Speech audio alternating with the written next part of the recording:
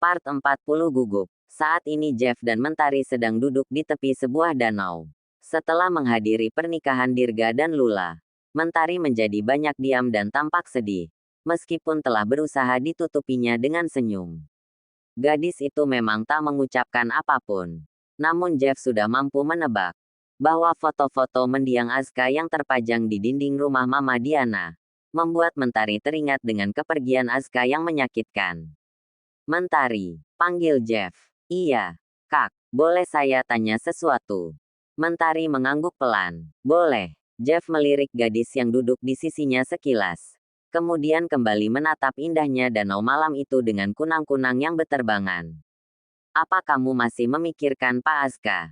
Mendapat pertanyaan itu, Mentari terdiam. Tatapannya lurus ke depan dan dalam hitungan detik sudah terlihat genangan air mata. Melupakan seseorang yang sangat dicintai memang sulit. Aska pergi dengan membawa cinta Mentari yang terkubur bersamanya.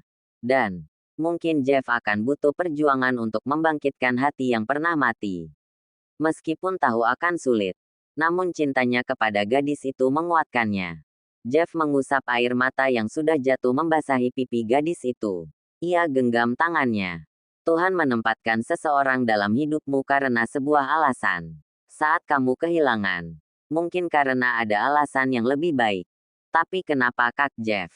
Dia pergi di saat aku belum ada kesiapan untuk merelakan. Jeff mengeratkan genggaman tangannya. Tidak ada kata siap untuk merelakan seseorang yang kamu cintai. Merelakan memang menyakitkan, tapi akan membuat kamu merasa damai. Dengan berlinang air mata, Mentari menatap pria itu. Bagaimana caranya? Kamu tidak perlu melakukan apa-apa. Yang pergi biarlah pergi. Hidupmu tidak akan berakhir hanya karena perpisahan. Sedih dan bahagia itu sifatnya sementara. Semua tetap akan berlalu. Jadi biarkan waktu yang menjawabnya. Mentari kembali diam, merenungi setiap kata yang diucapkan calon suaminya itu. Bagai sebuah kejutan, Jeff dengan mudahnya datang ke dalam hidupnya dan menawarkan kebahagiaan. Jeff merangkul dan menyandarkan Mentari di bahunya, sehingga gadis itu dapat menangis sepuasnya dan melepaskan semua beban kesedihannya di dada kokoh itu. Butuh beberapa saat bagi Mentari untuk dapat meredam tangisnya hingga menjadi lebih tenang. Kamu merasa lebih baik? Jeff membuka suara, memecah keheningan. Mentari menjawab dengan anggukan kepala. Kalau begitu sekarang kita pulang ya. Saya bisa dijadikan dendeng sama Dokter Alan kalau bawa keluar anak gadis yang tinggal di rumahnya sampai tengah malam. Mentari tertawa kecil. Rupanya gunung es yang biasanya dingin itu bisa bercanda juga.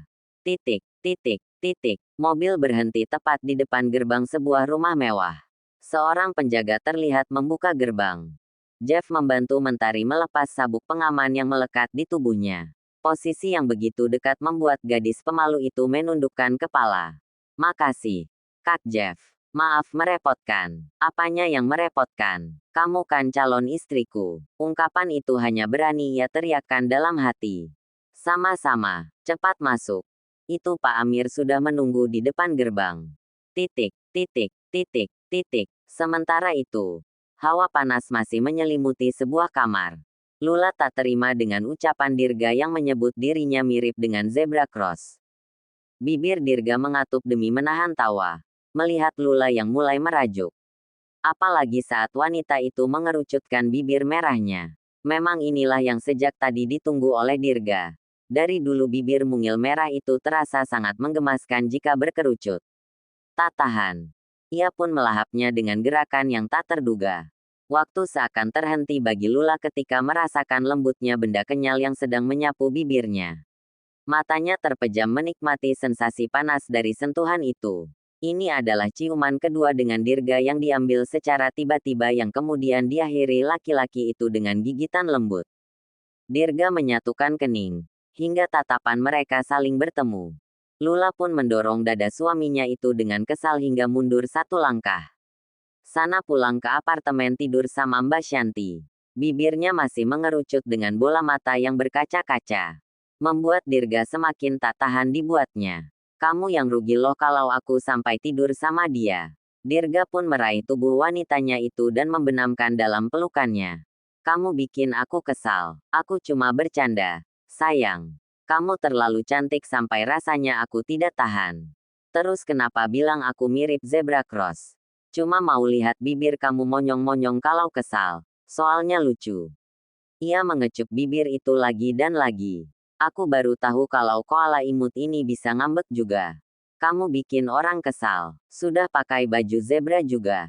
Kalau gitu sini aku zebrangin. Bisik Dirga dengan menggoda. Tapi Zaf pindah ke boxnya dulu.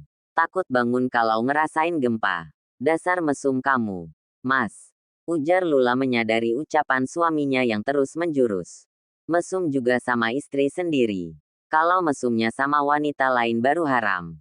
Balasnya dengan penuh percaya diri. Laki-laki seusia aku itu pikirannya cuma pekerjaan dan selang asteris kangen. Jadi jangan heran. Lula melongo tak percaya mendengar ucapan frontal suaminya itu. Semakin hari, ia merasa kadar kemesuman Dirga kian meningkat. Entah kemana anggareksa Dirga Mahendra yang dulu cenderung datar dan cool. Lula melepas tangan Dirga yang melingkar di pinggang. Lalu berjalan menuju pembaringan. Dengan sangat hati-hati ia mengangkat tubuh mungil bayinya dan memindahkan ke box yang berada di sudut kamar. Tangannya bergerak menepuk punggung dengan lembut ketika baby Zaf menggeliat. Sementara Dirga duduk di tepi ranjang. Menatap tubuh Lula yang berdiri membelakanginya. Pakaian bermotif zebra transparan itu menampakkan lekukan tubuhnya. Pinggang yang terbilang sangat ramping untuk ukuran wanita yang baru menjalani persalinan beberapa bulan lalu. Juga paha putih mulus yang menggoda. Dirga menelan selaiva bagai seseorang yang tengah dalam dahaga. Setahun lebih hasrat kelelakiannya tak tersalurkan. Entah akan seperti apa Lula malam ini. Yang pasti wanita itu harus siap-siap kelelahan. Sudah. Belum, ucap Dirga tak sabar lagi. Sebentar, Mas. Lula menoleh sekilas. Kamu mandi saja dulu. Kemudian kembali terfokus kepada bayinya. Aku sudah mandi tadi di apartemen. Masa sewangi ini belum mandi? Oh, beberapa menit berlalu. Akhirnya baby Zaf terlelap. Lula membalut tubuh mungil itu dengan selimut kecil demi melindunginya dari udara dingin yang berasal dari pendingin ruangan. Ia kecup kening dan pipi bayinya dengan penuh kasih sayang. Begitu membalikkan tubuhnya, ia terlonjak saat melihat suaminya sudah duduk bersandar di pembaringan dengan bertelanjang dada. Dengan selimut yang menutupi pinggangnya. Lula menatap curiga. Apa jangan-jangan dia sudah tidak memakai apa-apa di balik selimut? Kenapa sih? Kayak lihat hantu saja. Protes Dirga menyadari tatapan istrinya. Mendadak wajah Lula bersemu merah. Yang sayangnya tak sempat lagi ia sembunyikan. Hawa panas tiba-tiba merambat ke seluruh tubuhnya. Tidak, aku cuma kaget lihat kamu tidak pakai baju. Dirga tersenyum senang. Kamu tergoda. Dirga mengulurkan tangan meminta koala imutnya itu mendekat. Yuk sini. Sayang.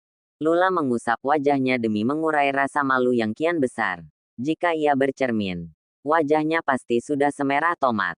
Aku mau ke kamar mandi dulu. Mau pipis. Tanpa menunggu jawaban dari Dirga, Lula berlari masuk ke kamar mandi dan menutup pintunya. Wanita itu bersandar di pintu dan mengatur napas dan dekat jantungnya yang memburu. Kenapa aku jadi seperti ini? Seharusnya kan biasa saja. Aku sudah pernah tidur dengan Mas Dirga walaupun dalam keadaan dipaksa. Ia mengusap dadanya naik turun. Berjalan menuju wastafel dan membasuh wajahnya dengan air. Kemudian termenung menatap pantulan dirinya di cermin. Garis bawah. Tok tok tok. Terdengar suara ketukan pintu yang membuat Lula kembali terlonjak. Sayang, kamu sedang apa di dalam? Kenapa lama sekali di kamar mandinya? Tanya Dirga dari balik pintu. Sebentar, Mas. Lula gemetar dan refleks menggigiti kuku-kukunya dengan panik. Aduh, bagaimana ini? Sementara di depan pintu kamar mandi, Dirga sudah uring-uringan menunggu sejak tadi. Namun, istrinya itu tak kunjung keluar. Padahal tinggal menikmati buah dari kesabaran. Tetapi terkesan dramatis. Tak sabar. Ia pun memutar gagang pintu. Beruntung baginya.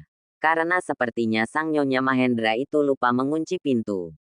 Sayang, kamu mau ngapain di kamar mandi lama-lama? Mau nginap? Lula tersentak saat melihat suaminya ikut masuk ke kamar mandi. Kakinya mundur beberapa langkah seiring dengan Dirga yang terus maju mendekatinya. Yuk sini. Kamu kenapa sih? Tanyanya dengan lembut. Lula masih diam mematung di tempatnya berdiri. Kali ini dengan kepala tertunduk. Tangannya yang gemetar membuat Dirga dapat melihat betapa gugup wanitanya itu. Sini ya. Kamu lama. Tanpa menunggu lagi, Dirga meraih tubuh kecil itu dan menggendongnya keluar dari kamar mandi. Turunkan aku. Mas. Pinta Lula panik. Iya. Aku turunkan. Tapi di kasur.